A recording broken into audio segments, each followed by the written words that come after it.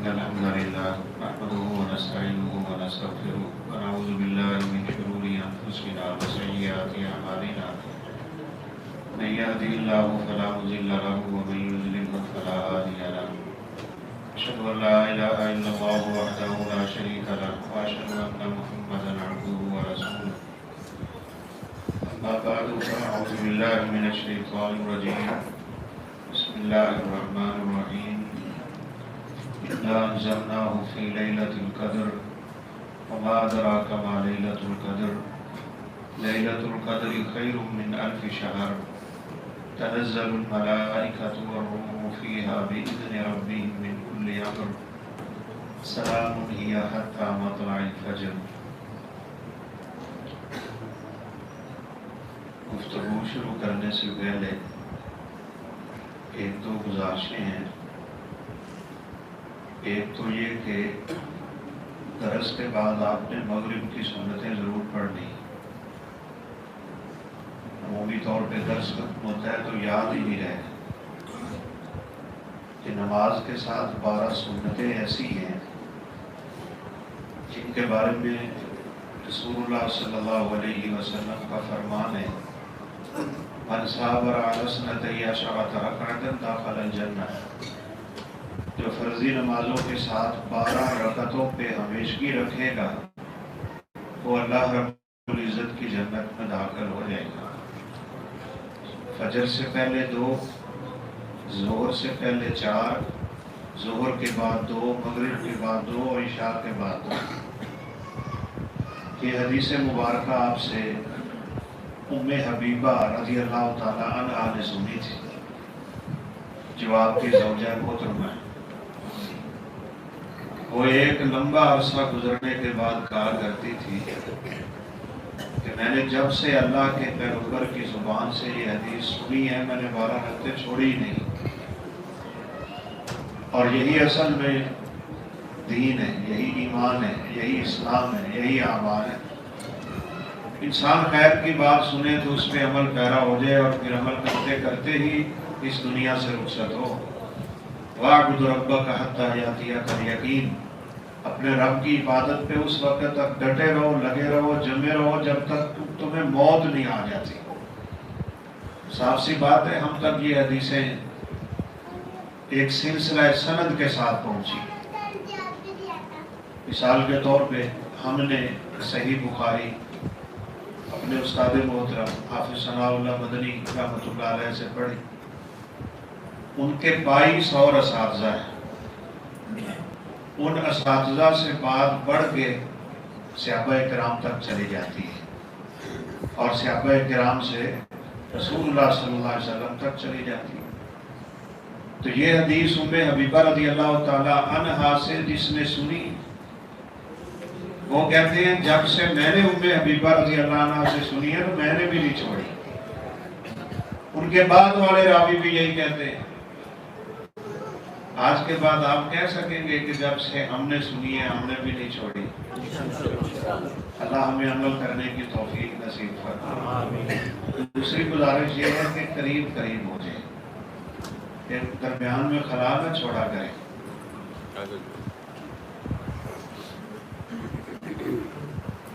رسول اللہ صلی اللہ علیہ وسلم وعظ و نصیحت کرنے لگے تھے تو 3 لوگ داخل ہوئے. داخل کیا ہوئے پہلے سے بیٹھے تھے، دیوار کے ساتھ انہوں نے ٹیک لگائی ہوئی تھی. آپ نے جو ہی بات شروع کی تو ایک آدمی سائڈ سے چلتے چلتے چلتے چلتے یہاں آگے بیٹھ گیا. ایک نے تھوڑی سی آگے جگہ دیکھی اور وہاں بیٹھ گئے لیکن پیچھے ہی تھا ویسے.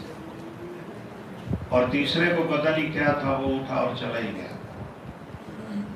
آپ صلی اللہ علیہ وسلم نے فرمایا مجھ سے ان تینوں کی بات سن لو. یہ جو آگے بڑھ گیا ہے نا اس نے اللہ کی رحمت تلاش کی، اللہ نے اسے اپنی رحمت عطا کر دی. قریب ہونے والوں کو بڑا اجر ملتا ہے. اور وہ پچھلا آپ نے فرمایا شرماتا رہا تو اللہ کی رحمت بھی اس سے شرما گئی. اور تیسرا تو منہ ہی موڑ کے چلا گیا تو اللہ رب العزت نے بھی اس سے اپنا رخ موڑ لیا.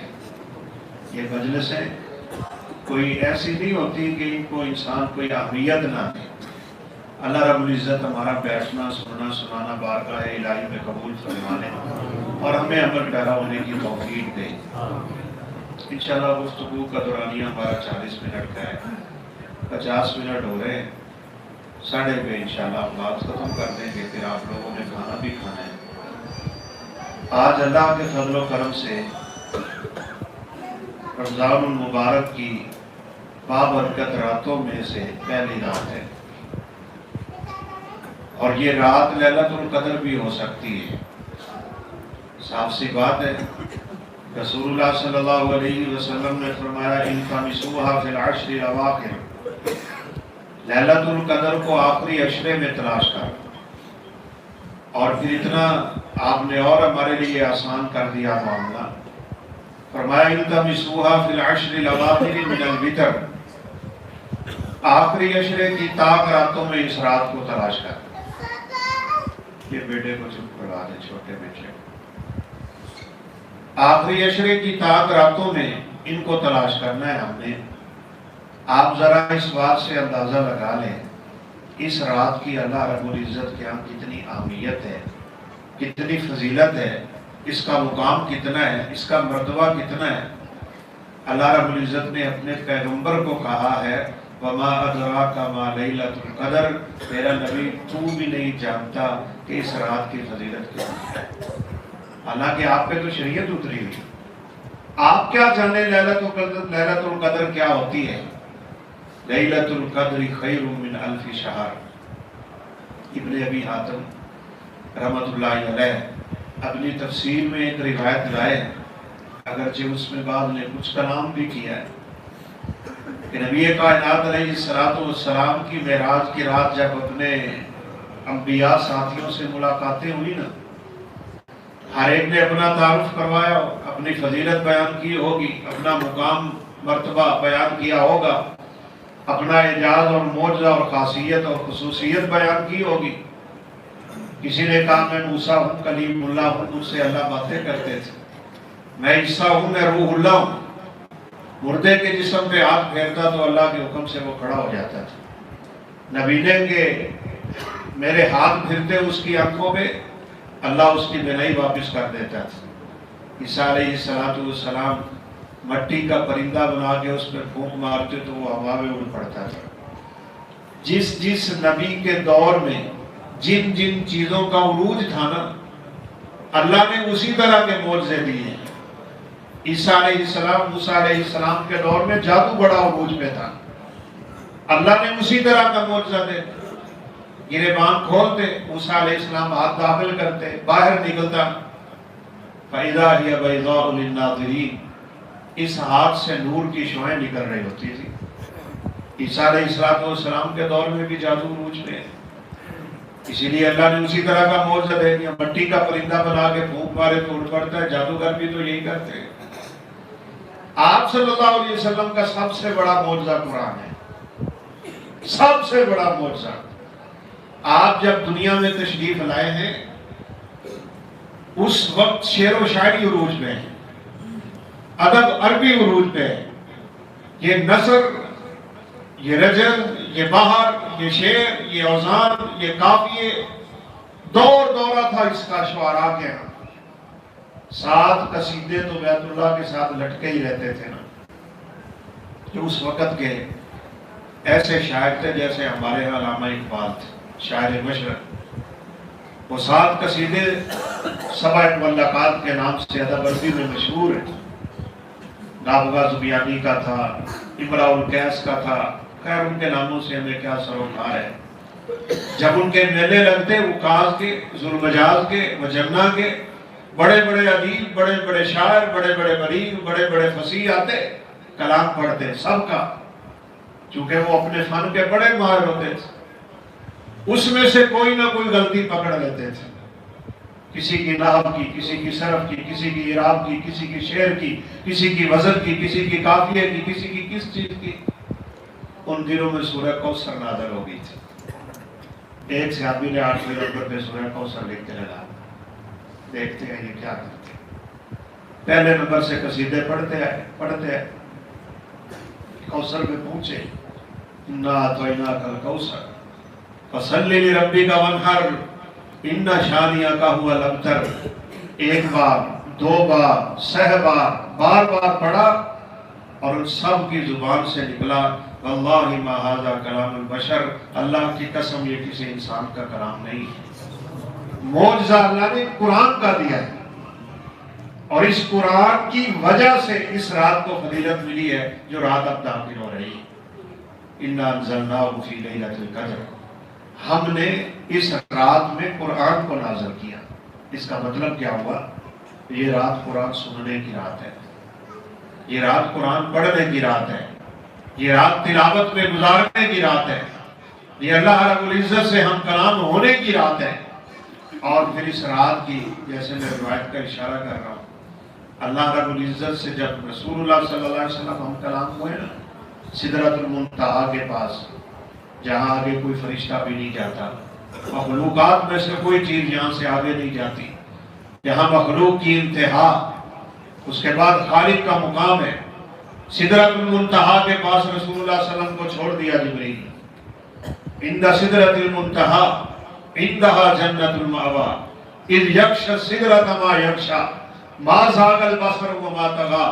کمال ادب تھا اللہ کے پیغمبر کے ذہن میں اپنے رب کا۔ قرآن کہتا ہے جب تک آپ سدرۃ المنتہا کے پاس بیٹھے رہے ہیں آپ کی آنکھ ادب سے سیدھی رہی ہے، آپ نے اپنی آنکھ کو ٹیڑھا نہیں ہونے دیا۔ ہمارے دلوں میں رب تعالیٰ کا قدر ہے، صحیح بات پوچھے نا تو نہیں، الا ماشاء اللہ۔ بات ادھر سے تھوڑی نکل گئی ہے، اس لیے رسول اللہ صلی اللہ علیہ وسلم نے فرمایا استحیوا من اللہ حق الحیاء، اور لوگوں رب کا حیا کیا کرو۔ اب ان سے ناراض نہ ہوئیے گا، ہمارے دلوں میں رب کا حیا ہوگا تو ہم داڑیاں نہ بنوائیں، ہمارے دل میں رب کا حیا ہو ہم جھوٹ نہ بولیں، ہمارے دل میں رب کا حیا ہو ہم رب کی نافرمانی نہ کریں، ہمارے دل میں رب کا حیا ہو تو ہم اس رب کے سامنے کبھی گناہ نہ کریں۔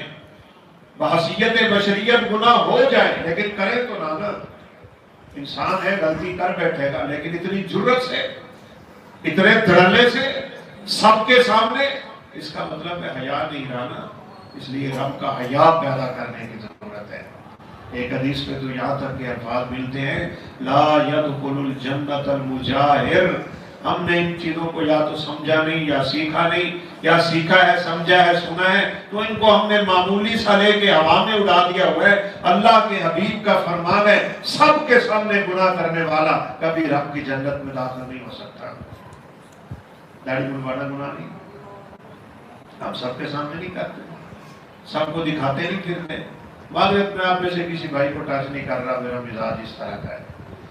چلتے پھرتے لوگوں کو آپ گواہ بنا رہے ہیں، فرشتوں کو گواہ بنا رہے ہیں، نائی کو گواہ بنا رہے ہیں، اس کے ہتھیار کو گواہ بنا رہے ہیں، اپنے ہاتھوں کو گواہ بنا رہے ہیں، فرشتوں کو گواہ بنا رہے ہیں، زمین کے ٹکڑے کو گواہ بنا رہے ہیں۔ خدائے ذوالجلال کی قسم ہے زمین کے جس ٹکڑے پہ اللہ کی نافرمانی کی ہوگی قیامت کے دن وہ ٹکڑا بھی بول کے گواہی دے دے گا اس نے جہاں بیٹھ کے گناہ کیا تھا۔ پھر اللہ کا حیا کرنا چاہیے۔ صحابہ کو آپ صلی اللہ علیہ وسلم نے فرمایا رب تعالیٰ کا حیا کرنا چاہتے ہو تو چار کام کرو۔ دعا ہے اللہ ہمیں بھی ان پہ عمل پیرا ہونے کی۔ فَلْيَحْفَظِ الرَّأْسَ وَمَا وَعَىٰ وَالْبَطْنَ وَمَا هَوَىٰ وَلْيَذْكُرِ الْمَوْتَ وَمَا بَلَىٰ فَمَنْ تَرَكَ زِينَةَ الدُّنْيَا فَقَدِ اسْتَحْيَا مِنَ اللَّهِ حَقَّ الْحَيَاءِ۔ سب سے پہلے فرمایا اپنے سر اور سر کے ارد گرد کی حفاظت کرو۔ سر میں دماغ ہے، ہم سوچتے ہیں تو جاتے ہیں نا گناہ کرنے کے لیے۔ سب سے پہلے تو سوچوں پہ پیرا لگا، تیری سوچ ہی رب کی نافرمانی والی پیدا نہیں ہونے چاہیے، یہی سے بات شروع ہوتی ہے اور بندہ رب کی نافرمانی کر دیتا ہے۔ سب سے پہلے اپنی سوچ پہ ہی پیرا لگا، جب کبھی کسی بات کا خیال آئے فوراً سوچا کر میرا رب اس کی اجازت دیتا ہے، یہ کام میرے لیے فائدہ مند ہے یا یہ میرے لیے نقصان دہ ہے۔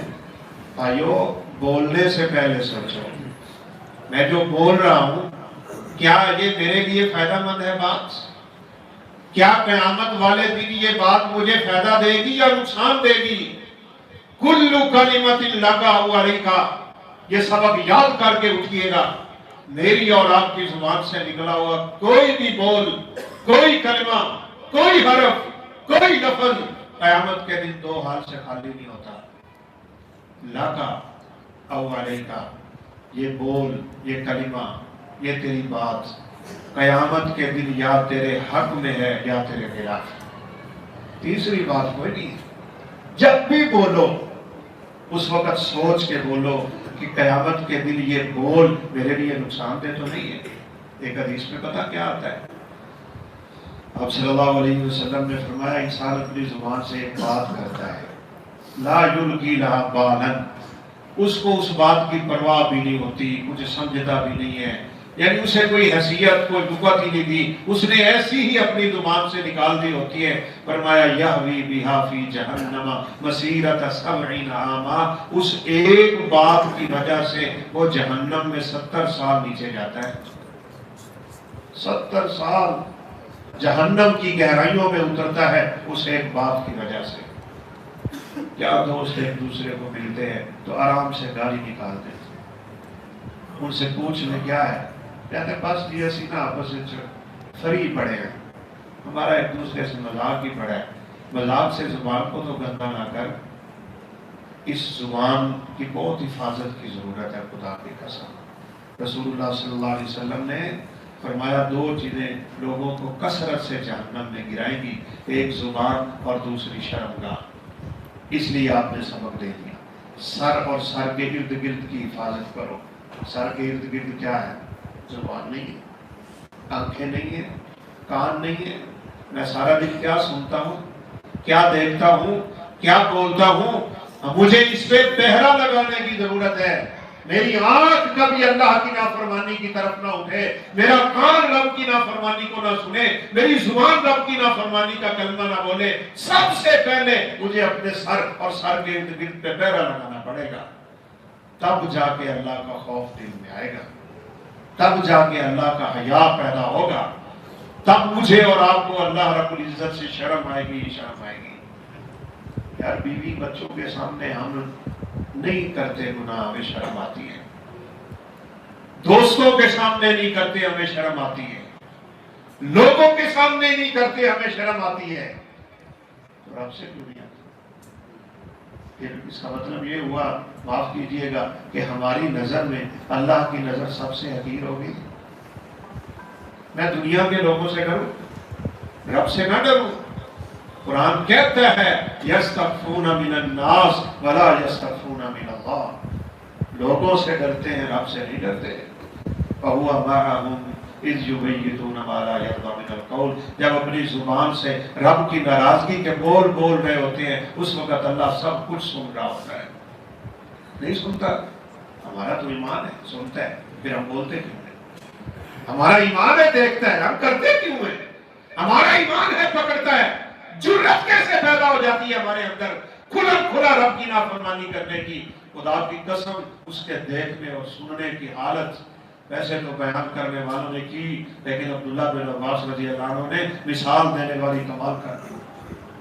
وہ فرمایا کرتے تھے رات کا اندھیرا ہو، کالا پتھر ہو، کالے پتھر پہ کالی چیونٹی چل رہی ہو، رب اس کو دیکھتا ہے، دیکھتا ہی نہیں بلکہ اس کے چلنے اور ریگنے کی آواز کو سنتا ہے۔ سمیع ایسا ہے، علیم ایسا ہے۔ اور ابن قیم رحمہ اللہ نے تو اس پہ اضافہ کر دیا، اللہ اکبر۔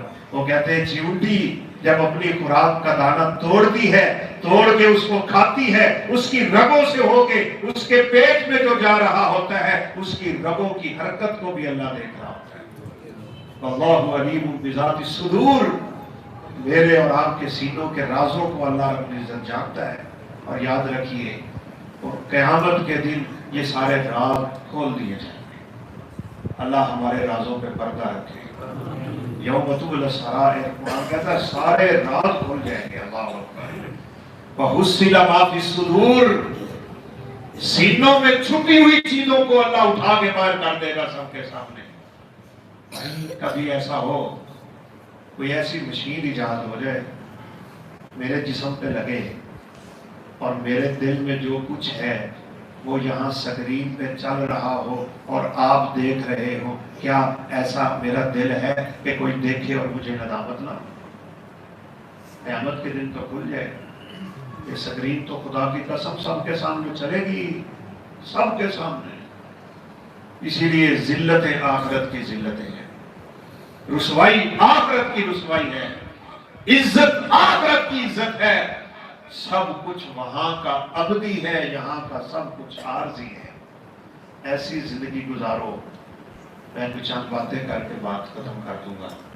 ایسی زندگی گزارو، ان لوگوں میں ہو جاؤ، اللہ ہمیں کرے قیامت کے دن اللہ رب العزت بعض بندوں کا حساب یوں لے گا، کسی کو تو سب کے سامنے کھڑا کر کے ذلیل کر رہا ہے نا، ساری مخلوقات کے سامنے۔ اور کسی کہنے والے نے کہا سب سے بڑی شرمندگی، سب سے بڑی ندامت، سب سے بڑی بے عزتی انسان کی تب ہوگی جب اللہ کے حبیب سامنے بیٹھے ہوں گے اور اس کے گناہوں کو اللہ فرشتوں کے ذریعے سب کے سامنے بیان کر رہا ہو۔ باپ بیٹھا ہو اور بیٹا کو پورا کام کرے اور لوگ بیان کر دیں تو باپ کے سر میں پانی پڑ جاتا ہے۔ کوئی بیٹے کو عزت اور مقام ملے، باپ کا سر فخر سے بلند ہو جاتا ہے۔ قیامت کے دن اپنے پیغمبر کے چہرے کو نعوذ باللہ ثم نعوذ باللہ پریشان نہ کرو، سب کے سامنے ہونا ہے، سب کے سامنے اللہ کھڑا کرے گا۔ لیکن کچھ خوش نصیب ہوں گے جن کو اللہ رب العزت حساب لینے کے لیے اپنے پردے میں کرے گا، پتہ ہی نہیں چلنے دے گا یہ بندہ کون ہے، یہ کون ہے بندے۔ یہ وہی ہیں جنہوں نے دنیا میں اپنے آپ کو بدلا، اللہ رب العزت کی شنودی میں چلے گئے، اس سے ڈرنے لگ گئے، تقوی، پرہیزگاری، خشیت، للہیت، خوف خدا، ہر وقت آخرت کا فکر اور غم لاحق ہو گیا۔ قبر میں جا کے اٹھنا اور پھر اللہ کے سامنے کھڑے ہونا، میزان کا لگنا، ترازو کا لگنا، حساب کا ہونا، پل صراط کا قائم ہونا، وہاں سے گزرنا، جنت اور جہنم، انہی فکروں میں لگا رہتا ہے، یہی درس دیتا ہے، یہی بیان کرتا ہے، یہی سمجھاتا ہے، یہی سمجھتا ہے، فکر اس کی آخرت کی طرف لگ جاتی ہے۔ خدا ذوالجلال کی قسم اٹھا کے کہتا ہوں، اللہ اس بندے کی زندگی کے سارے معاملے آسان کر دیتا ہے۔ دنیا آسان ہو گئی اور آخرت کیسی ہو گئی؟ اللہ حساب لینے لگا تو اس بندے کو پردے میں کر کے مخلوق کو پتہ ہی نہیں چلنے دیا حساب کس کا ہو رہا ہے۔ اور حدیث کے الفاظ کیا ہے؟ اللہ رب العزت کہیں گے اعرضوا علیہ صغار ذنوبہ، میرے اس بندے کے چھوٹے چھوٹے گناہ مجھ پہ پیش کرو۔ اس نے کیا چھوٹے گناہ کیے؟ ہم تو بڑے گناہوں کو کچھ نہیں سمجھتے، سیدھی بات ہے۔ سیدنا انس رضی اللہ عنہ فرمایا کرتے تھے کہ جو گناہ تم یوں کرتے ہو نا کہ ناک پہ مکھی بیٹھی اور اڑا دیا، کوئی بات ہی نہیں ہے، ہم اللہ کے حبیب کے زمانے میں ان گناہوں کو سمجھتے تھے کہ یہ کر لیا تو اللہ ہماری ساری نیکیاں برباد کر دے گا۔ گناہ کو ایسا بھاری سمجھو، جیسے اللہ کے حبیب نے فرمایا مومن گناہ کرتے ہوئے اپنے آپ کو یوں سمجھتا ہے کہ میں پہاڑ کے نیچے بیٹھا ہوں، گناہ کروں گا تو پہاڑ دھڑام کر کے میرے اوپر گر پڑے گا، توبہ کی توفیق نہ ملے گی اور میری موت واقع ہو جائے۔ ڈرتا ہے، ڈرو اپنے رب سے، خوب ڈرو۔ یہ مہینہ اسی لیے تو ہماری تربیت کا مہینہ ہے۔ اب اس اللہ کے بندے کو اللہ پردے میں لے کے کہے گا کہ اس کے چھوٹے چھوٹے گناہ مجھ پہ پیش کرو۔ مجھے ایک طالب علم پوچھنے لگا استاد یہ چھوٹے چھوٹے گناہ کیا ہوتے ہیں؟ ایسے میں سوچتا رہا کہ گناہ تو سارے ہی گناہ ہیں، لیکن بہرحال کچھ گناہ چھوٹے بھی ہوتے ہیں۔ کبھی کبھار انسان نہ چاہتے ہوئے اپنی نظر کی حفاظت نہیں کر پاتا، کبھی نہ چاہتے ہوئے انسان کی زبان سے کچھ نکل جاتا ہے۔ یہ چھوٹے چھوٹے گناہ انسان کی زندگی میں ڈھیروں ہوتے ہیں، خدا کی قسم بہت زیادہ ہوتے ہیں، لیکن اللہ رب العزت کا کرم یہ ہے، نبی صلی اللہ علیہ وسلم نے فرمایا تم نماز پڑھتے ہو اللہ سارے معاف کر دیتے ہیں، تم وضو کرتے ہو اللہ سارے معاف کر دیتے ہیں، سجدہ کرتے ہو اللہ سارے معاف کر دیتے ہیں، لیکن اللہ وہاں پیش کروائے گا کرو اس کے چھوٹے چھوٹے گناہ مجھ پہ پیش۔ یہ لرزنے لگ جائے گا، یہ کانپنے لگ جائے گا، یہ ڈرنے لگ جائے گا کہ میری بربادی کا فیصلہ ہونے لگا ہے۔ میرے چھوٹے گناہوں سے بات شروع ہوگی، میرے تو بڑے بڑے گناہ ہیں، سارے چھوٹے چھوٹے گناہ اس کی پوری زندگی کی۔ کبھی ہم بیٹھ کے سوچیں ہمارے 24 گھنٹے میں سے ہر لمحہ، ہر منٹ، ہر سیکنڈ کا ریکارڈ فرشتے لکھ رہے ہیں۔ وہ صحیفے قیامت کے دن کھلیں گے نا جن کے اوپر فرشتے لکھ رہے ہیں۔ حدیث میں الفاظ آتے ہیں انسان کی برائی کا 99 صحیفہ 100 سے کم اس کی نظروں کے سامنے کھلے گا، اور جہاں تک نظر جا رہی ہوگی وہاں تک اس کا صحیفہ جا رہا ہوگا۔ کتنے گناہ، کتنی برائیاں۔ یہ آج کل پرائیویٹ اسکول میں بچہ آئے دن اپنی کاپی پوری بھر کے آ جاتا ہے، ابو جی ختم ہوگی مجھے نہیں لیتے۔ ہماری تو 24 گھنٹے کا لکھا جا رہا ہے بھائی۔ ایسا لکھوا اپنی کتاب پہ، ایسا لکھوا اپنے رجسٹر پہ، ایسا لکھوا اپنے میزان پہ، ایسا لکھوا اپنے ترازو پہ، ایسا لکھوا اپنے حساب میں، ایسا لکھوا اپنے کتاب میں، ایسا لکھوا اس کتاب میں کہ قیامت کے دن کھلے تو اس کو دیکھ کے شرمندگی نہیں ہونی چاہیے۔ آج لیلۃ القدر ہے، بس ایک کلمہ ساری رات پڑھ، تراویح کے سجدوں میں پڑھ، نفلوں کے سجدے میں پڑھ، نماز کے باہر پڑھ، نماز کے اندر پڑھ، اللہم انک عفو تحب العفو فاعف عنا۔ آپ میں سے ہر ایک کو آتی ہوگی دعا انشاءاللہ، نہیں آتی تو بھی یاد کر کے اٹھیے گا۔ اللہم انک عفو تحب العفو فاعف عنا۔ نبی کریم صلی اللہ علیہ وسلم نے فرمایا طوبیٰ لمن وجد فی صحیفتہ کثرۃ الاستغفار، وہ بندہ مبارک باد کا مستحق ہے جس کا صحیفہ قیامت کے دن کھلا تو اس کے صحیفے میں جگہ جگہ پہ استغفر اللہ لکھا ہوا ہے، استغفار لکھا ہوا ہے، اپنے گناہوں کی بخشش لکھی ہوئی ہے۔ اس طرح کی چیزیں، اب اس کے سارے صغیرہ گناہ اللہ رب العزت نے گنوا دیے تو پتہ اللہ کیا کہیں گے؟ اللہ رب العزت کہیں گے میرے اس بندے کے جتنے بھی چھوٹے گناہ تھے سارے کے سارے نیکیوں میں تبدیل کر دو۔ دنیا میں گناہ ہو تو چھپ کے ہو، پھر کر کے تو کبھی بیان ہی نہ کریے گا نا، وگرنہ وبال جان آپ بنا رہے ہوں گے اپنے لیے۔ آپ کو گناہ کرتا ہے صبح کو بیان کرتا ہے، صبح گناہ کرتا ہے شام کو بیان کرتا ہے، شرم نہیں آتی رب سے؟ مسلم شریف کی روایت ہے جب صبح کو بندے سے گناہ ہو جاتا ہے نا، شام تک اللہ اپنا ہاتھ پھیلا کے رکھتا ہے، وہ میرے بندے توبہ کر، میں تیرے گناہ کو نیکیوں میں تبدیل کرنے کے لیے تیار ہوں۔ یہ بجائے توبہ کرنے کے اس کو بیان کرتا ہے نہیں۔ حفاظت کرے سر کی، سر کے ارد گرد کی، آنکھوں کی، کان کی، زبان کی، اور دوسری چیز آپ نے فرمایا والبطن وما حوا، پیٹ اور پیٹ کے ارد گرد کی حفاظت کر۔ لقمہ ایک ہی کھا لے لیکن حلال کا کھا، حرام کی کمائی نہیں، حرام کے لقمے نہیں، حرام کی روزی نہیں، حرام کا کاروبار نہیں، حرام تو دور کی بات، تیرے کاروبار میں، تیری آمدن میں، تیرے کھانے پینے میں، تیرے لقموں میں، تیری اولاد کے رزق میں حرام تو دور کی بات، شکوک و شبہات کا 1 روپیہ نہیں ہونا چاہیے۔ صاف ستھری روزی کما۔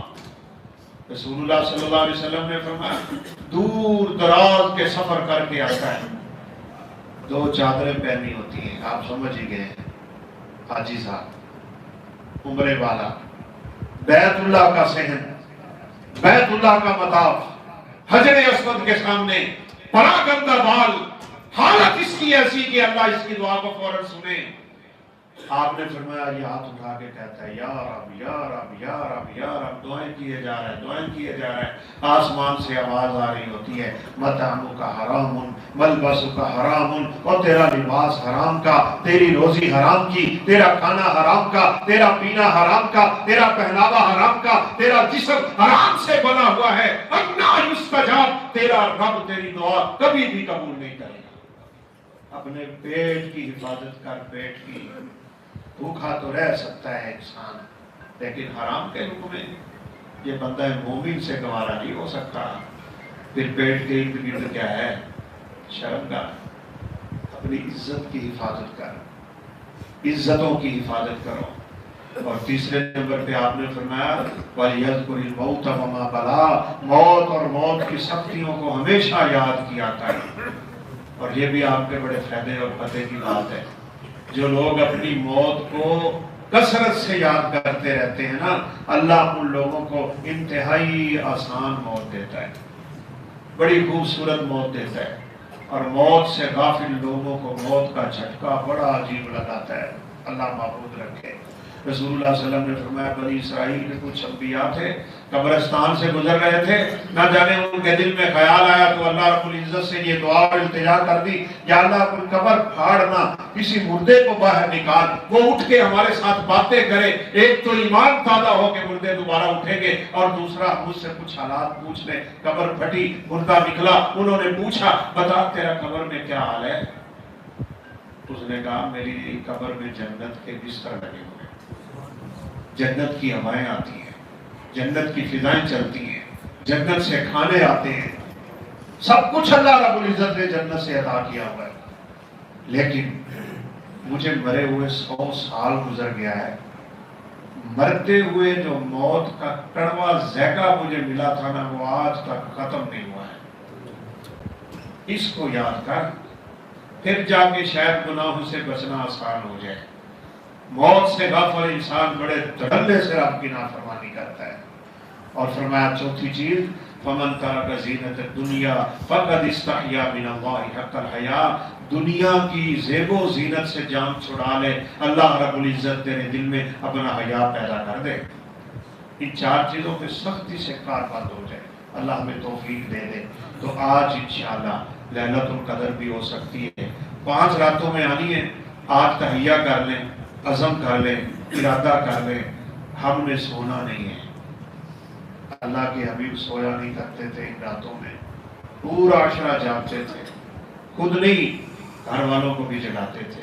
احیا لیلہ و ایقظ اہلہ، میں نے اس دن یہاں اس مسجد میں بھی یہ حدیث بیان کی، ایسے عمل کریں کہ اللہ رب العزت اتنا خوش ہو جائے ہم پہ، اتنا خوش ہو جائے۔ ویسے تو وہ حدیث میں آتا ہے کہ جس شخص کو اللہ نظر رحمت سے دیکھ ہی لے گا نا، اللہ اس پہ جہنم کی آگ کو حرام کر دے گا، لیکن کچھ خوش نصیب ایسے ہوں گے دنیا میں جن کو دیکھ کے اللہ مسکرا پڑے گا، مسکراتا ہے رب دیکھ کے۔ وہ ایک چھوٹا سا واقعہ تھا بیان کر کے وہ میں اصل بات کی طرف پھر آتا ہوں۔ آپ صلی اللہ علیہ وسلم کے مہمان تھے، آپ نے 9 بیویوں کے گھر پیغام بھیجا، پوچھو کسی کے گھر میں کھانا ہے؟ نہیں تھا، کسی کے گھر میں نہیں ہے۔ آپ نے فرمایا کون میرے مہمان کی مہمان نوازی کرے گا؟ میں محمد اسے جنت کی بشارت دیتا ہوں صلی اللہ علیہ وسلم۔ جلدی سے ابو طلحہ کھڑے ہو گئے۔ خدا کی قسم یہ باتیں بڑی قیمتی ہیں، نیکی میں تاخیر نہ کیا کرو، نیکی کو لیٹ نہ کیا کر۔ تیرے سامنے نیکی کا موقع رب نے دے دیا، تو آنکھیں پھیر لیتا ہے، کرتا ہوں بس جی کر ہی لینے ہیں۔ نماز نہ پڑھنے والا کہنا جی بس میں شروع کرنی ہے، تسی دعا کرو ذرا، میں انہیں شروع کر دینا آج کی کل کی، کرتے کرتے خبر کو چلے گئے۔ نیکی میں مومن دیر نہیں کرتا۔ اللہ کے حبیب نے اپنی امت کے ان 70,000 لوگوں کی جب بات سنائی نا جو بغیر حساب و کتاب کے جنت میں داخل ہو جائیں گے، جلدی سے سیدنا عکاشہ کھڑے ہو گئے، لمحہ دیر نہیں کی اور اٹھتے ہی دعا کروا دی، اللہ کے حبیب دعا کر دے، اللہ مجھے ان میں کر دے۔ آپ نے فرمایا عکاشہ اللہ نے تجھے ان میں کر دیا، ہو گیا تو ہو گیا۔ فاستبقوا الخیرات، بات سنو تو کر گزرو۔ کیوں جی کریں گے انشاءاللہ، کرنی پڑے گی۔ داڑھی مڑاتا ہے، آج دل میں عزم کر کے اٹھے کہ آج کے بعد نہیں کر گزرو۔ رب کعبہ کی قسم، اگر یہ داڑھی چہرے پہ اچھی نہ لگتی ہوتی نا، اللہ اپنے نبی کے چہرے پہ کبھی نہ اٹھاتا، کبھی نہ اٹھاتا، لیکن اللہ کے حبیب کے چہرے پہ داڑھی تھی۔ اور اللہ رب العزت نے 4 قسمیں اٹھا کے کہا انسان میں نے تجھے بڑا خوبصورت بنایا ہے۔ داڑھی خوبصورت نہ لگتی ہوتی تو اللہ قسمیں اٹھاتے، والتین والزیتون وطور سینین وہذا البلد الامین لقد خلقنا الانسان فی احسن تقویم۔ قسم کتنے بجے اذان؟ وہ ایک مجھے واقعہ یاد آ گیا، بس اصل میں سیدھی بات ہے، دل میں خواہش ہوتی ہے نہ جانے دوبارہ ملاقات ہونا، وہ زندگی وفا کرے نہ کرے، کسی کو بات سمجھ آئے دل میں اتر جائے وہ عمل کر لے، اس کے لیے بھی اور ہمارے لیے بھی روزے قیامت ذریعہ نجات ہے۔ امام شافعی رحمۃ اللہ علیہ بہت ذہین تھے، بہت ہی ذہین تھے۔ ان کے استاد ہیں امام مالک رحمۃ اللہ علیہ، امام دار الہجرہ، جن کے بارے میں ویسے ایک حدیث میں اشارہ بھی ملتا ہے، سبحان اللہ کیا شان ہے۔ آپ نے فرمایا مدینہ میں ایک شخص ہوگا، پوری کائنات سے لوگ آگے اس کے پاس علم پڑھیں گے. یہ امام مالک ہے. امام مالک کے پاس دنیا آ کے علم پڑھا کرتی تھی. امام شافعی پہلی دفعہ آئے نا علم سیکھنے کے لیے، تو استاد نے شاگرد کو نصیحت کی اور کمال کی. فرمایا انی لارا فی وجہک فلا تطفی نورک بالمعاصی. او میرا بیٹا، تیرے چہرے پہ نور نظر آ رہا ہے، گناہ کر کے یہ نور کبھی بجھا نہ لینا. امام شافعی کی ذہانت تھی. ایک بندہ آیا، امام مالک سے مسئلہ پوچھا، کہا کہ میں ایک بات کر بیٹھا ہوں، اب آپ بتائیں. فرمایا کیا؟ کہا میں نے اپنی بیوی کو کہہ دیا ہے تو اگر چاند سے خوبصورت نہ ہو تو تجھے طلاق ہے. اب بتائیں طلاق ہوئی کہ نہیں ہوئی؟ میں کہا طلاق تو ہو گئی. لوگ تو چاند کی مثالیں دیتے ہیں نا، بیٹا جس طرح کا بھی ہو گھر میں آئے تو ماں کہتی ہو میرا چاند ہے. ایسے چاہے کالا ہی کیوں نہ ہو، ماں کا تو وہ چاند ہی ہے نا، ماں چاند کہتی ہے اس کو. چاند سے تو حسن کو تشبیہ دی جاتی ہے. تیری بیوی چاند سے کیسے خوبصورت ہو گئی؟ لہذا تیری بیوی کو طلاق ہے. منہ لٹکایا جانے لگا. امام شافعی دیکھ رہے تھے، سن رہے تھے. ایسا سے اس سے پوچھا کیا کہا استاد جی نے؟ کہا استاد جی نے کہا طلاق ہو گئی. کہا ادھر ہاتھ پکڑا. کہا استاد محترم اجازت ہو تو بات کر. میں ہاں بیٹا کرو. کہا مجھے لگتا ہے اس کی طلاق نہیں ہوئی. شافعی کیسے طلاق نہیں ہوئی؟ چاند سے خوبصورت انسان کیسے؟ امام شافعی کہنے لگے استاد جی اللہ نے 4 قسمیں اٹھا کے کہا ہے میں نے انسان کو سب سے خوبصورت بنایا. یہ خوبصورت نہ ہوتی تو اگتی کیوں؟ آج تہیہ کر لیں. ایسے جو ضعیف العمر بیٹھے ہیں نا آپ میں سے، میں کسی ایک کو مخاطب نہیں ہوں، وہ تو چھوڑ دیں اس کو. کیوں بھرا؟ قیامت کے دن اندھیرا ہی اندھیرا ہے. قبر کا اندھیرا، حشر کا اندھیرا اور صراط کا اندھیرا. وہاں روشنی چاہیے، وہاں نور چاہیے. اللہ کے حبیب کا فرمان سنو اور اس سنت کو سجا لو. فرمایا من شیب شیبۃ فی الاسلام کانت لہ نورا یوم القیامہ. جس کی داڑھی پہ سفید بال ہوئے اللہ اس کا اتنا حیا کرے گا کہ اللہ ان سفید بالوں کو قیامت کے دن نور بنا دے گا. یہ لے کے جاؤ اپنے رب کے پاس، تب خدا کی قسم کامیابیاں ہی کامیابیاں. کوئی عمل بھی اللہ رب العزت قبول کر لینا تو انسان کی نجات کا ذریعہ بن سکتا ہے. تو بس سننے اور عمل کریں، دیر نہ کریں. شیطان کے سر میں مارے جو تمہیں اس طرف آنے نہیں دیتا، اپنی خواہش کو کچل دے. یہ 4 بڑے دشمن ہیں انسان کے، ان سے ہمیشہ بچ کے رہا کریں، ہمیشہ بچ کے رہا کریں. سب سے بڑا دشمن تو اپنا خود ہے. تیری اپنی مرضی، تیری چاہت، تیری منچاہی، تیری خواہشیں، تمنائیں، التجائیں، ضرورتیں، تو اپنی ہی خواہش پہ زندگی گزارتا ہے، اپنی ہی خواہش کو معبود بنا لیتا ہے. سب سے بڑا دشمن تیرا اپنا دل ہے. دل. جاؤ کسی سے پوچھو تو یہ کام کیوں کرتا ہے؟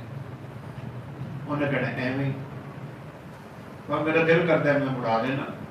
وہ دل کے پیچھے لگے گا یا رب کے پیچھے لگے گا؟ اپنے رسول کے پیچھے چلنا ہے کہ دل کے پیچھے چلنا ہے؟ دوسرا بڑا دشمن شیطان ہے. تیسرا بڑا دشمن یہ دنیا ہے، دنیا. اور چوتھا دوست ہوتے ہیں بڑے گندے. ان سے جان چھڑا کے نا بس یکسو ہو کے اپنے رب کی طرف پلٹ آؤ اور اس میں لیٹ نہ کرو. جو ہی اللہ کے حبیب نے کہا میرے اس مہمان کو آج کھانا کھلانے والا میں پیغمبر سے جنت کی بشارت لے لے، جلدی سے سیدنا ابو طلحہ کھڑے ہو گئے رضی اللہ تعالیٰ. تو میں آپ کو اللہ رب العزت کے مسکرانے کی بات کر رہا تھا. ہاتھ پکڑا مہمان کو گھر لے گئے. بیوی سے پوچھا کچھ کھانے کو ہے؟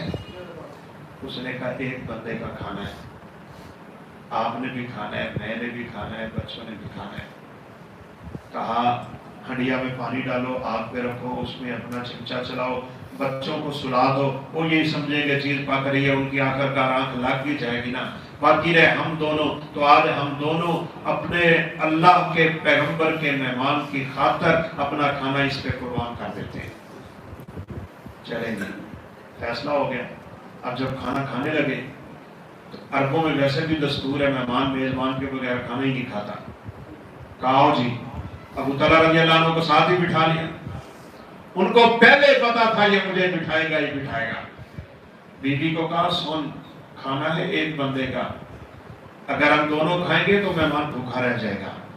آج کچھ ایسا کر گزریے کہ ہمارا مہمان پیٹ بھر کے کھانا کھائے. کہا کیا کروں؟ کہا جب کھانا ہمارے سامنے آئے گا نا تو تو نے چراغ ٹھیک کرنے کے بہانے اس کو پھونک مار کے بجھا دینا ہے. میں ہاتھ ہلاتا رہوں گا، منہ ہلاتا رہوں گا، آواز نکالتا رہوں گا، مہمان سمجھے گا کھانا کھاتے رہا. قصہ مختصر یہی کیا اس اللہ کی بندی نے. کھانا سامنے رکھا، دونوں نے کھانے پہ ہاتھ رکھے، اٹھی وہ درست کرنے کے بہانے پھونک مار کے چراغ بجھا دیا. ابو طلحہ منہ ہلاتے رہے، آواز نکالتے رہے جیسے کھانا کھانے والے کی آواز ہوتی ہے اپنے رب کو راضی کرنے کے لیے. جب صبح ہوئی، فجر کی نماز پڑھی، اللہ کے پیغمبر نے مخاطب ہو کے پوچھا رات کو مہمان کی مہمان نوازی کرنے والا کون ہے؟ وہ کھڑا ہو جائے. ابو طلحہ بیچارے ڈر گئے، کہیں وہ چراغ بجھا کے میں نے مہمان کے لیے جو اندھیرا کر دیا تھا کہیں اللہ کے حبیب کو وہ خبر نہ مل گئی ہو اور وہ عمل کہیں ایسا نہ ہو کہ پسند نہ آیا ہو. کھڑے نہیں ہوئے. آپ نے دوبارہ فرمایا کون ہے رات کو مہمان نوازی کرنے والا؟ وہ کھڑا ہو جائے. کھڑا ہو کے میرے پیغمبر بتانا کیا چاہتے تھے. آپ نے فرمایا ابو طلحہ رات کو تیری بیوی نے جو چراغ کو پھونک مارا تھا نا، اللہ نے میرے اوپر وحی نازل کر کے ساری خبریں دے دی ہیں. تیری شان میں قرآن نازل ہوا ہے. وَيُؤْثِرُونَ عَلَىٰ أَنفُسِهِمْ وَلَوْ كَانَ بِهِمْ خَصَاصَةٌ. اور بات یہاں تک نہیں رکی. آپ نے فرمایا جب تم نے اپنے مہمان کی عزت میں اوپر والا درجہ حاصل کرنے کے لیے چراغ کو پھونک مارا تھا نا، لَقَدْ ضَحِكَ اللَّهُ عَلَىٰ أَمْرِكُمَا. اللہ عرش پہ تمہارا یہ کام دیکھ کے مسکرانے لگ گیا تھا. مسکرانے لگ، ہمیں بھی دیکھ کے اللہ مسکراتا ہے. بتائیں ایک بار عمل کریں گے انشاءاللہ.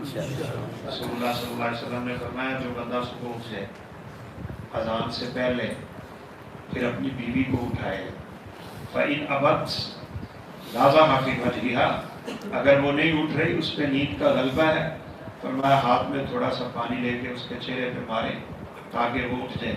یا بیوی پہلے اٹھی ہے وہ یہی کام خامد کے ساتھ کرے تاکہ وہ اٹھ جائے. فرمایا دونوں اٹھتے ہیں، وضو کرتے ہیں، مصلی سیدھا کرتے ہیں، جب رب کے سامنے کھڑے ہوتے ہیں اللہ دونوں کو دیکھ کے مسکرانے لگ جاتا ہے. تو آج تو ویسے ہی راتیں جاگنے کی ہیں، جگانے کی ہیں.